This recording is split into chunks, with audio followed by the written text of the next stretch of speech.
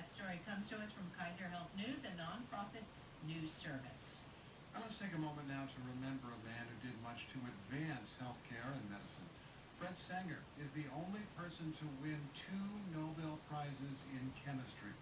The second one came in 1980 for his work in sequencing the human genome. He died this week in Cambridge, England at age 95. At the 1958 Nobel banquet for Sanger's first Nobel Prize for sequencing proteins, he said he hoped the award would be an encouragement to scientists. Sanger noted that so often for researchers, days, weeks, months can pass in the lab when it appears that nothing has been achieved. But Fred Sanger later said he thrived on the satisfaction of solitary research.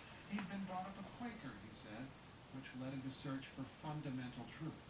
And I think this is very important for a scientist, because a scientist is really studying truth. And you've got to be very certain about what you say is truth. I have a sort of fixation about it, rather. Even when somebody asks me, they say to me, "How are you, Fred?" And I say, "Oh, I'm terrible." I should say, "I'm fine, thanks." That's a standard thing. But if I'm not, I find it a little difficult to say that. And with that in mind, we can assume Fred Sanger was telling the truth precisely when he gave his reasons for retiring. He left research in the 1980s and spent the final 30 years of his life gardening and, quote, messing about in boats.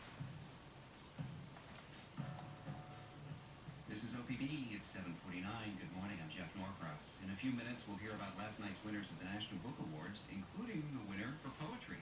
Mary Jeebus teaches poetry at Lewis and Clark College in Portland, and you'll hear a little about her inspiration. That's just ahead on OPB's Morning Edition. It's a literary giant on OPB's Think Out Loud, and Patchett will be on the program at noon today. Allison Frost, had the pleasure of speaking with her, and she joins me now for a preview. Allison, good morning. Good morning, Jeff. A hero of yours. She really is. I mean, she's one of my private, personal literary rock stars, so it was just such a thrill to get to talk to her. And I'm so pleased to report that she exceeded my expectations. She wasn't one of those